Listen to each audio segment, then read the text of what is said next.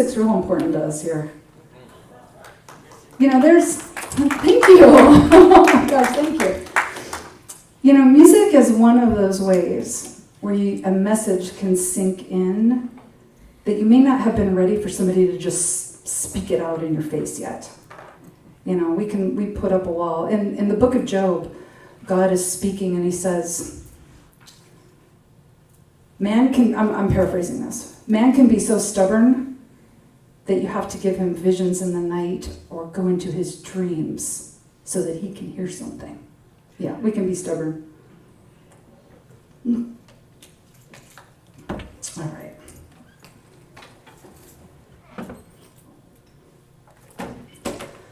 Well, our lesson today is on the power of blessing in hard times. And there's been a lot of really awful things going on. That says something else. Radical acceptance of magic. That was last week. Oh well.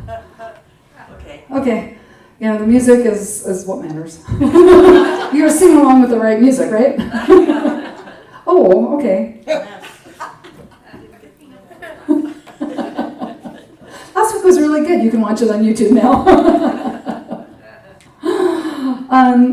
No, today's lesson is on the power of blessing in hard times. Because right now, there's a lot of awful things that are happening. And I can remember when the pandemic hit, and we thought that was bad? But like things everywhere else seemed to kind of quiet down a little bit before, you know, things started escalating again.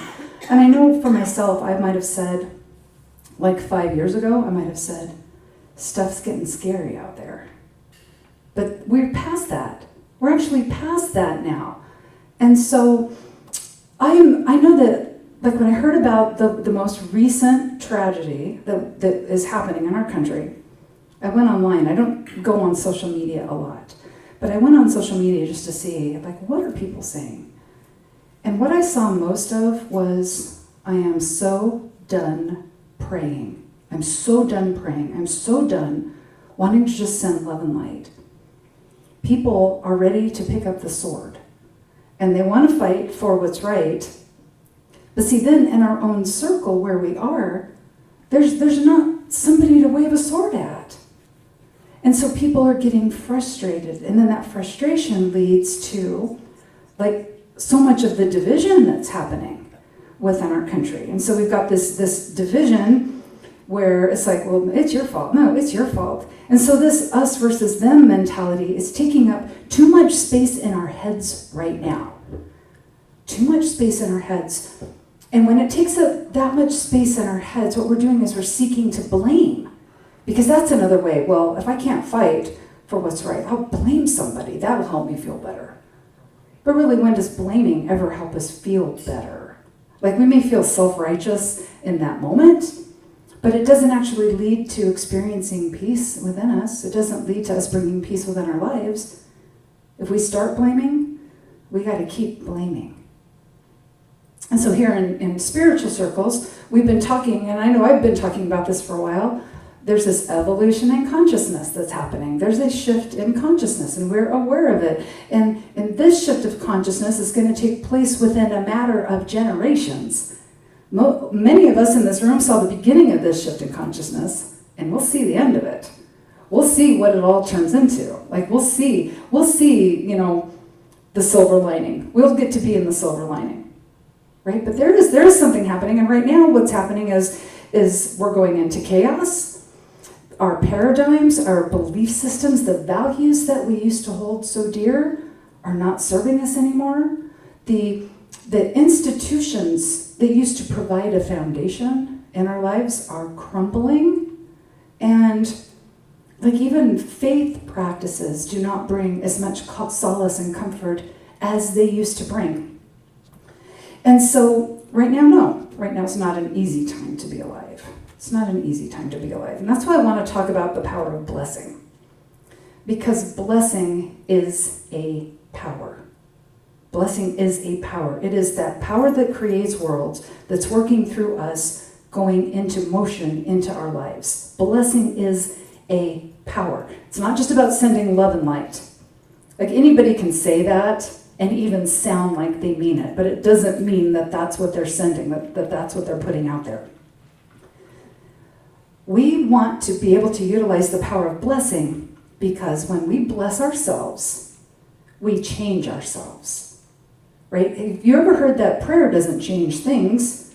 Prayer changes the person praying, right? That's what happens, right? This is the same with the blessing. When we bless, we change ourselves. So we change how we're seeing the world, because to truly, truly bless, we have to become a blessing, to offer a blessing. So to truly bless, we have to align with that power that creates worlds and call it forth through us and out into our lives. So I'm going to share a blessing formula. But first I want to share the thing that gets in the way of our blessing. You're smiling, you know what it is, huh? Who knows what gets in the way of our blessing? Us. We get in the way.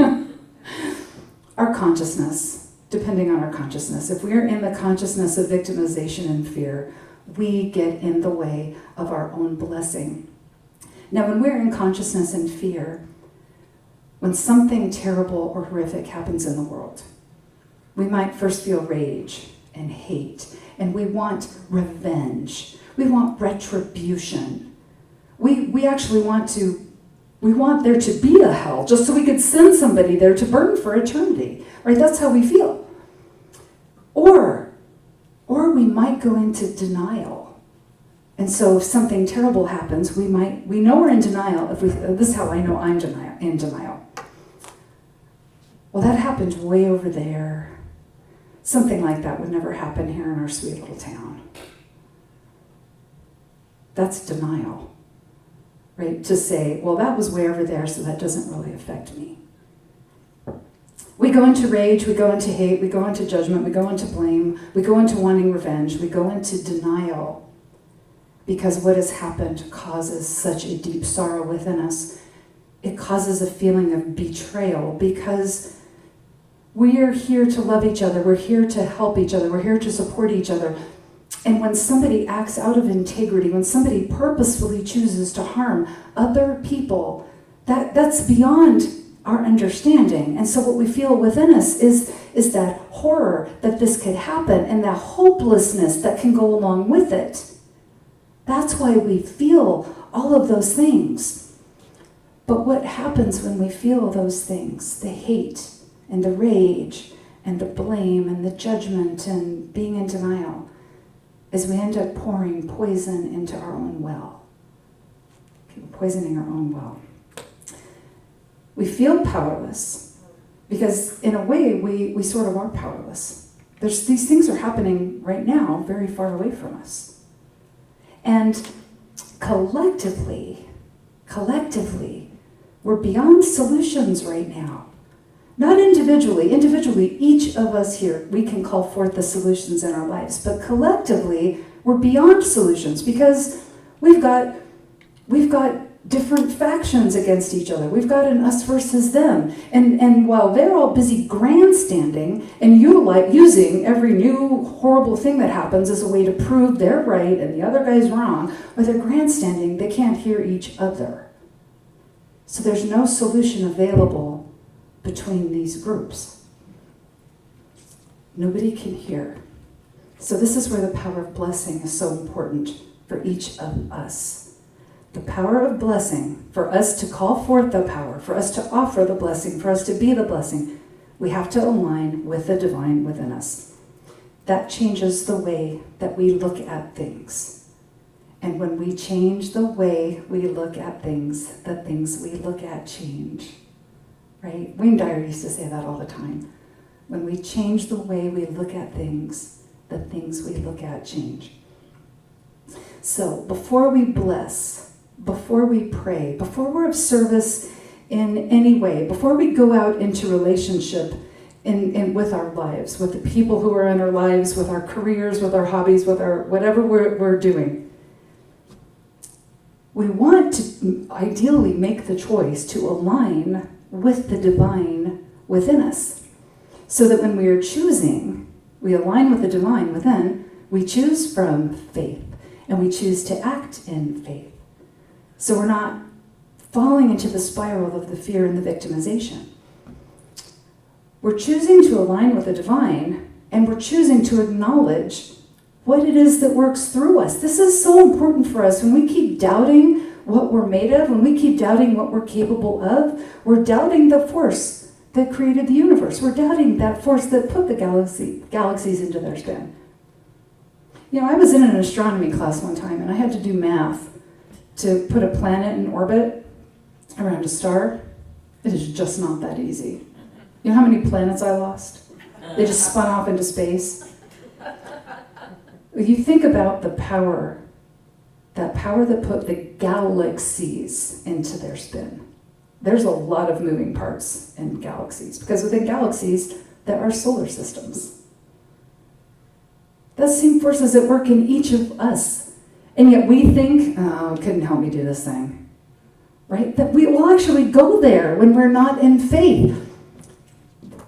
If we make the choice every day to wake up and say, all right, I'll acknowledge the divine within me. I don't know how I'll do what I do throughout this day, but I do know I will act in faith. And I will choose to come from faith. And I will show up for life here today. So when we do this before we bless, what happens is it opens up our perception so we can see our entire life as a divine directive. And we can see the current situation, the current conditions, as our sacred assignment. Now, if we're saying yes to life, if we're choosing from faith, our sacred assignment is always to call forth more God, more good, more love into this world. That's always our sacred assignment, to call forth more divinity through our choices, through our actions. This is how we expand our territory. Dear God, please expand my territory. Well, we do this by acting in faith. And so the natural place to do all this from is by remembering, okay, God is all things, and that means me. Do that with me. God is all things, and that means me. Because if God is all things, and of course we have to be that. You know, I was talking with my son Adam yesterday about how many times I have to remind myself of that. And you know, what's funny is if you had a camera in my house, you'd see me walking around my living room 10 times a day. Like, I do that all the time. God is all things, and that means me. I walk around here in the parking lot. God is all things, and that means me. Right? We got to remind ourselves of this all the time, all throughout the day, because there's going to be things that show up that startle us and shake our foundations, or make us afraid, or make us sad, make us despairing. We got to keep going back to that God is all things. When we remember that we are the emanation of that divine source, then we also can remember and we can affirm and acknowledge that we are here to call forth the divine intelligence into our life. We're here to call forth love. We're here to call forth compassion. We're here to call forth the miracles and to see God as everywhere present, to see the divine present in all things. And we cannot do that if we are in fear and victimization. We cannot do that if we are in blame and pointing our finger at the other guy. We cannot do that if we hate somebody and wish that there was a hell so they could burn in hell for all eternity. We cannot be in faith and we cannot see God as everywhere present in this world. So how we call forth God, how we call forth the good right here and now, is just remembering that. God is all things. And that means me. And this thing happening right here and now is my sacred assignment. And it's okay if I don't know how to respond. It's okay if I don't know what to do next, because there's that within me. And it knows what to do. And it will compel me to act on what it knows. It knows everything. It will inspire me. It will give me a good idea. Maybe I'll have a synchronicity. There'll be some kind of signs or wonders in my life guiding me to the next right thing to do. Then we're ready to bless. Then we are ready to give the blessing, to be the blessing. So the first part of this blessing, it's pretty easy and obvious, really. We bless the victim of the condition or the situation or the event. And we know who the victim is, right? It's whoever the bad thing happened to. It might be somebody that we know. Like maybe we know somebody who's going through a health crisis, or Maybe somebody lost their job or is going through a divorce. It might be something we saw on the news. And it might be a tragedy, and even though it takes place far away, because we're consciously evolving, our oneness nature is more apparent to us all the time. So we feel compassion, we feel loss, we feel, despair for people on the other side of the planet or for people in other countries. So when we hear about the suffering that someone else is going through, and all we know them from is through a little blip on the news, we still bless them. A blessing is not constrained by space or time or distance, right? We can send the blessing anywhere. Then next we bless the witness. Okay, the last tragedy that has happened, this last shooting, there are a lot of witnesses to it. Of course, there are the witnesses who were down there, but then there's everybody who watched it on the news and then is feeling so sad and hopeless over it. So we bless the witness. Maybe if it's your friend who's going through something, you are the witness for their suffering. So we bless the witness. Then there's a third blessing. And we bless the cause of the suffering. I know, that's how I felt. Yeah. We bless the cause of the suffering. We bless the person who did the terrible thing. We bless them. Now, when I first was reading about this from Greg Braden, right, his Secrets of the Lost Mode of Prayer, I was like, you've got to be kidding me. And he actually listed as the second thing to do. And I'm like, no, if I tell you that's the second thing, you may not listen to anything else. You may not hear the third part. That's how I felt, right? But what happens is that when we are blessing the cause of the suffering, we're not saying that what they did is okay. We're not saying that there shouldn't be any justice, right? Do the crime, do the time. But when we are blessing the cause of the suffering, we're teaching ourselves to see the world as God sees the world. Non-judgment. To see the world as God sees the world. And we're letting the world show up and remind us of what we came here for. If there's a tragedy, the world is reminding us, you came here to send love to that. You came here to see that as an event that needs a blessing.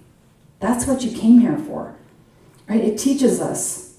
It teaches us all we need to know about the power of prayer and blessing and being a divine being in a body in this world, of being the activity of God in this world. That's what these events can teach us. The thing about when bad things happen, when horrific things happen, as if we're judging it. And like, nobody can blame me for judging it. Like, for sure, it was awful. But what happens is when we go into judgment, when we go into fear, when we go into victimization, when we are blaming it and are raging at it and are wanting punishment and retribution and revenge, what happens is that we're getting farther from the divine center within us.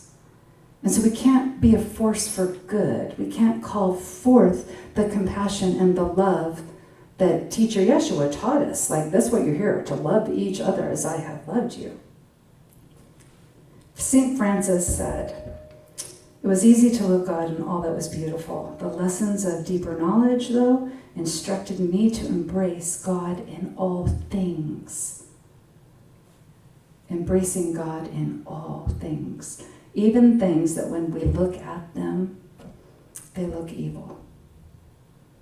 We embrace God in all things. It's easy to bless the witness. It's easy to bless the victim. It's easy to bless the witness. And we can actually feel like we have compassion toward them.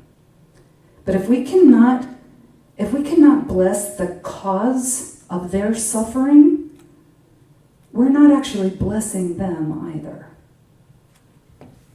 That's kind of hard to think about, huh? We're not blessing anybody. That we're just adding poison to the well of our own suffering when we continue to blame them. Wayne Dyer said something, I've always loved this story. He says, what happens if you squeeze an orange? What comes out of the orange? Orange, the pulp, the juice, the seeds, all the different parts of the orange. And he says we're the same way. Because compassion is not something we give somebody. blessing is not something we give somebody. Compassion is what we are. Blessing, then, the power of blessing is what we are. Love is what we are. Now, when we cannot bless the cause of suffering, then we're in victimization, we're in fear, we're in judgment. And we may say, well, I bless this person, but you squeeze us through overwhelm, through stress, what comes out is not blessing. What comes out then is more fear, more victimization, more of that feeling of lacking faith, more of the feeling that the universe doesn't have our back. We can only give what we are embodying. Just like you squeeze an orange and you will never get a pair of roller skates out of it. It's always going to be an orange. So if we're feeling all of the hate and the denial and the fear, that's all we're available to give. And that is not what we came here for. We came to this planet to learn, to recognize that that happens, and call forth love through that. That's what we came here for, to call forth God through us and through our activities. So when we bless the person or the event, sometimes it's events, when we bless the person, the cause of the suffering, that transforms us. That is what transforms us. That is what increases our ability to call forth greater good into this life of ours. That's what expands our territory. When we bless the cause of the suffering, we have to surrender to the divine within us. We have to surrender to divine will, to God's will at work in our lives. And then we have to be aware. And we have to ask ourselves, okay, how do I want to show up this morning? How do I want to show up in my life? Do I want to go on social media and get all freaked out and angry about everything? Do I want to do that? Or do I want to show up in faith? Do I want to show up as the activity of faith? Do I want to show up and be open to solutions for the next best thing to do in my life? Do I want to walk around to be a doom and gloomer? Do I want to do that? Or do I want to up-level how I show up in this world and show up as a love amplifier and a grace generator? Do I want to do that? And we're given that choice every single morning when we open our eyes. Every morning, that is our choice. Greg Braden, he said that blessing moves us to embrace all experience as part of the one, the all, without the judgment. Think how incredible that would feel. To just bless it all. Just bless it all. You know, I heard this really interesting story about teacher Yeshua the Christ. You know how in the New Testament talks about Jesus went around healing everybody, right? He performed all these miracles. So I've been reading through the Essene Gospel of Peace, and that's that's a heavy read. It's like the Course in Miracles, kind of, just really in depth. You have to just read it slow. But it turns out that Yeshua did not heal everybody. I didn't know that. I thought everybody was healed. No, not everybody was healed. It turns out that when somebody would come to him and say, oh, I want to be healed. I've got this leprosy, or I've got this thing going on, that he would ask them, do you believe in me? Do you believe in my Father within me? And the answer to their question is what determined if they experienced the miracle of healing. The answer to their question, if they said, yes, I believe in you, I believe in the Father, I was like, okay, then allow the gift of healing within you, because it's in you. He wasn't giving out healing. He wasn't the one giving it. He was just there witnessing it. But see, if he asked somebody, do you believe in me and do you believe in my Father within me? And they said, no, I don't. That's crazy talk. And it actually was crazy talk for back then. It was crazy talk. Because the belief back then was God the Father was the sky daddy that lived out there somewhere and demanded that you jump through hoops to earn his love. And what Yeshua was teaching was, no, it's a Father within, and Father within already loves you. Already loves you. Okay, so if they answered no, they couldn't open the way for healing in their lives. They couldn't receive the miracle that was actually sitting in there and waiting, but they couldn't receive it because they couldn't allow it. The power of blessing, or just calling forth the good, embodying that great I am consciousness, is always going to ask us this question. Do you believe that you are the physical activity of God in this world? Do you believe that you are the physical emanation of divine source energy using a body right now to walk around on this planet to call forth more good into your lives? Do you believe that? Do you believe that? And if we can answer yes, then we have to acknowledge God is the everywhere present force. And that means I'm here to call forth the blessing.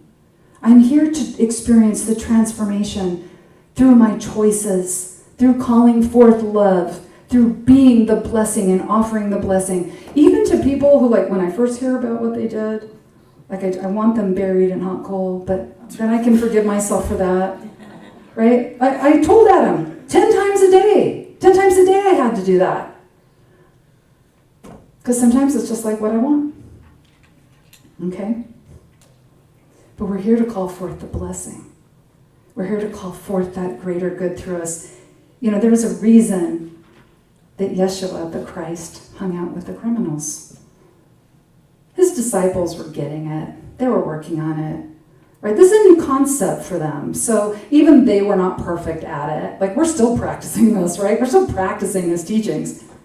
But his disciples were on their way. They were good enough at it, at his teachings, to be able to teach it to other people.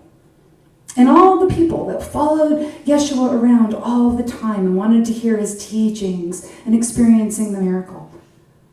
Like, he knew they already were getting it. It was the criminals. It was the people who did their worst because they were in their own suffering. Because their choice to do the worst to others meant they were poisoning their own well. And when we're poisoning our own will, we have to experience suffering. Poison's hard. It's terrible. So this is the power of blessing. This is what he was doing. He was acknowledging the divine in others when it was like impossible for them to even go there. He was holding the light for them, for those people who did their worst. He was holding the light for them. And this is what we do with blessing. When we can be the blessing, and we can call forth the blessing, we can offer the blessing, we are offering to see light in somebody else who has maybe just done their worst. It doesn't mean we're giving them a free pass on anything, but we're willing to see their light. We're willing to see they're poisoning themselves. We're willing to see that they are broken inside their own skin. We're willing to see that. So here's our call to action this week. I love this affirmation. I am the way of the light. I am the way of the light. And if light, the word light, if that's too airy-fairy for you, you can say, I am the way of good. I am the way of good. I am the way of good in this world. But I like light for the metaphor because, like, I think of a lighthouse. And right now we're in the biggest storm of life that any of us have ever lived through. I mean, we have read about times like these in history books, but none of us have ever actually lived through those. This is our big storm. This is what generations to come will talk about, is this storm that we are in. And so to remember that we are the light, right? I am the way of the light, right? And it's our heart. Our heart opens up the world for us. Our heart is what we're calling all this through, right? It's the channel for the divine to come through in this life. Or, like I heard a sciencey person say, well, if you don't like to say heart, that you're coming from your heart, say you're coming from your 7 crystal oscillating blah, blah, blah, blah, right? And I was like, what? There's more to that, I guess. But anyway, there's something going on here. Right? There's something going on here. And it's coming through us. Coming through us. This is our channel right here. This is our doorway. But I want to say that because you are here right now, you're meant to be here. You're meant to be here. You're meant to be here now. You're meant to be here during this time. You're meant to be here calling forth the light. You're meant to see the light in people who cannot see it for themselves. You're here to see the light in that person who's swimming in their own sorrow and in their own poison. You're here to see the light in the people who are sleeping through their own angels or souls calling to them, please wake up. You see the light in that person who's in such a deep, forgetful sleep that they think their whole entire life is a nightmare. So we see the light for that person. You are here to see the light for that person who's unaware that there is that force that creates worlds seeking to create through them, to open the way for them too. So you're meant to be here now. You're meant to be holding that light. Every time you remember your divine truth, every time you call forth that blessing of love and compassion for someone who, for all intents and purposes, should maybe be thrown into a pit of lions or vipers or blast into scroots, right? Right? Somebody who we observe they have just done their very worst. But when you can bless them anyway, you're calling forth that power that creates worlds. And guess what happens? That power that creates worlds, it clears the poison out of your own life. When we bless, and we are the blessing, we clear the poison and the toxins out of our own lives. And then it goes out into the world. Right? So our blessing still reaches another person. Our blessing does reach another person.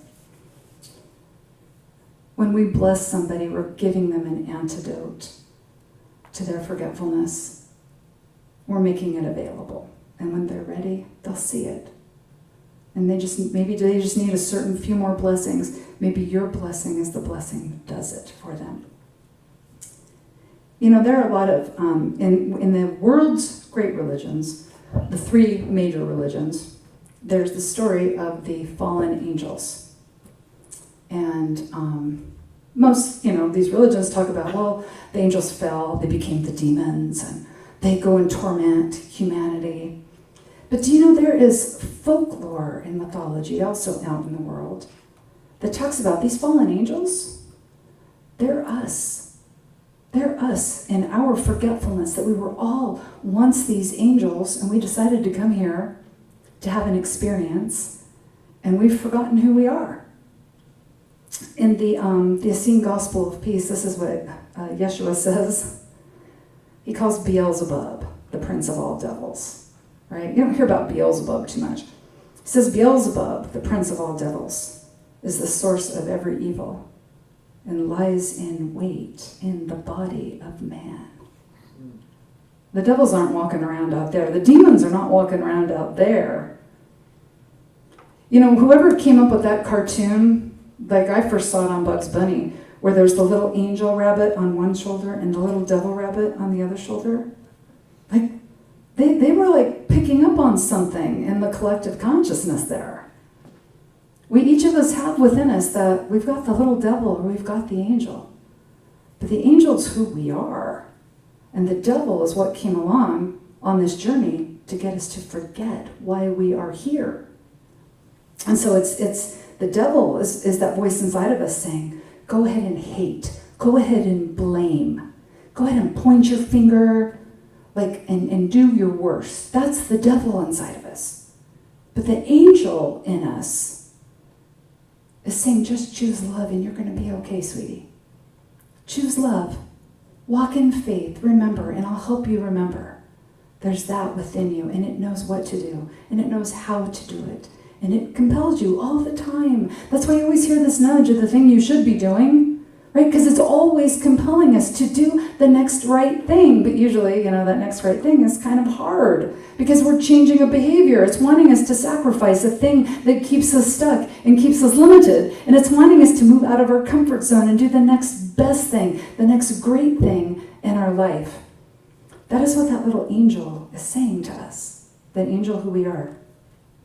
The devil says, choose to waste and desecrate this power at work in you. The angel says, embody your truth, sweetie. Wake up. Wake up to who you really are. So also in the Essene Gospel of Peace, that's actually from the Essene Gospel of Peace. I just put it in my own words. But it also says that we are the bridge between heaven and earth. We are the bridge. We're the walkers between the worlds, right? The earthly world, the heavenly world. We are those walkers.